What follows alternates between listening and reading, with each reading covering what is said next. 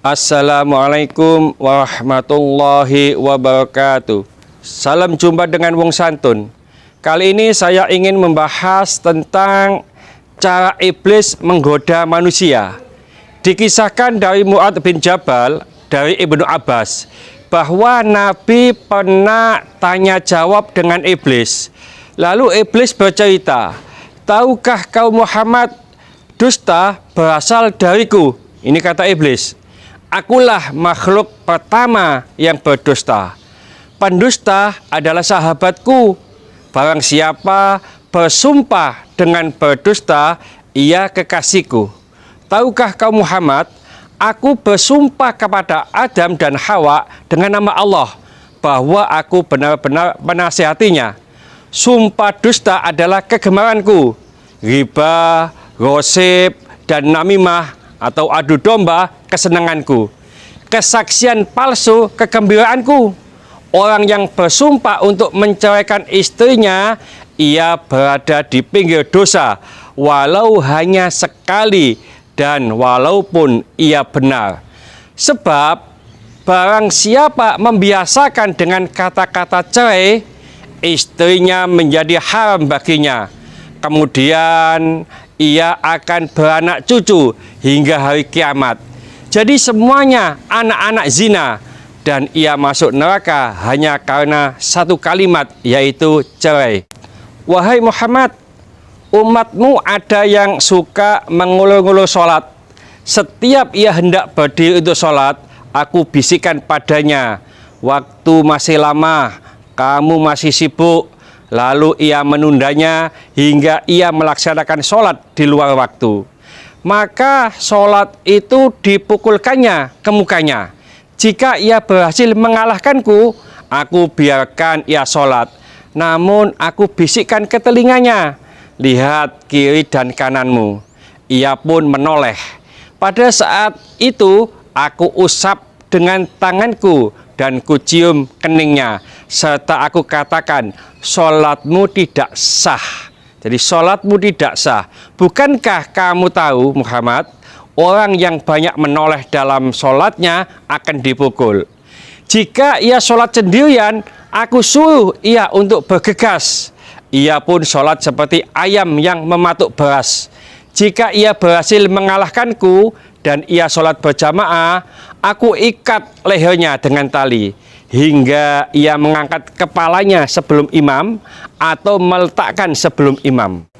Kamu tahu bahwa melakukan itu batal sholatnya dan wajahnya akan berubah menjadi wajah keledai. Jika ia berhasil mengalahkanku, aku tiup hidungnya hingga ia menguap dalam sholat. Jika ia tidak menutup mulutnya ketika menguap, syaitan akan masuk ke dalam dirinya dan membuatnya menjadi bertambah serakah dan gila dunia. Dan ia pun semakin taat kepadaku. Ini kata iblis. Kebahagiaan apa untukmu Muhammad? Sedangkan aku memerintahkan orang miskin agar meninggalkan sholat. Aku katakan kepadanya, kamu tidak wajib sholat. Sholat hanya wajib untuk orang yang berkecukupan dan sehat. Orang sakit dan miskin tidak. Jika kehidupanmu telah berubah, baru kau sholat. Ia pun mati dalam kekafiran. Jika ia mati sambil meninggalkan sholat, maka Allah akan menemunya dalam kemurkaan. Wahai Muhammad, jika aku berdusta, Allah akan menjadikan aku sebagai debu. Wahai Muhammad, apakah kau akan bergembira dengan umatmu? Padahal aku mengeluarkan 1/6 mereka dari Islam. Setelah iblis banyak bercerita, lalu Nabi bertanya, apa yang kau rasakan jika melihat seseorang dari umatku yang hendak sholat? Lalu iblis menjawab, aku merasa panas dingin dan gemetar. Nabi bertanya lagi, kenapa? Lalu iblis menjawab, sebab setiap seorang hamba bersujud 1 kali kepada Allah, maka Allah mengangkat 1 derajat. Lalu Nabi bertanya lagi, jika seorang umatku berpuasa, iblis menjawab, tubuhku terasa terikat hingga ia berbuka. Lalu Nabi bertanya, jika ia berhaji, iblis menjawab, aku seperti orang gila. Jika ia membaca Al-Quran, kata Rasulullah, aku merasa meleleh laksana timah di atas api. Ini jawaban iblis. Nabi bertanya lagi, jika ia bersedekah, lalu iblis menjawab, itu sama saja orang tersebut membelah tubuhku dengan gergaji.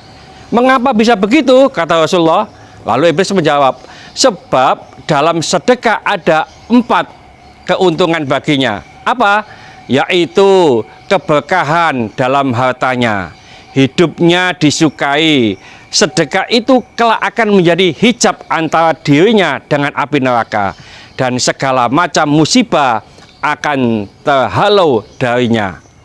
Lalu Nabi tetap bertanya, apa yang dapat mematahkan pinggangmu, wahai iblis? Lalu iblis menjawab, suara kuda perang di jalan Allah. Nabi bertanya lagi, apa yang dapat melelehkan tubuhmu? Iblis menjawab, taubatnya orang yang bertaubat. Apa yang dapat membakar hatimu? Tanya Rasulullah. Iblis menjawab, istighfar di waktu siang dan malam. Apa yang dapat mencoreng wajahmu? Pertanyaan Rasulullah ini. Iblis menjawab, sedekah yang diam-diam. Apa yang dapat menusuk matamu? Lalu iblis menjawab, sholat fajar. Apa yang dapat memukul kepalamu? Iblis menjawab, sholat berjamaah. Apa yang paling mengganggumu? Maka iblis menjawab, yaitu majelis para ulama. Lalu Rasulullah bertanya, bagaimana cara makanmu?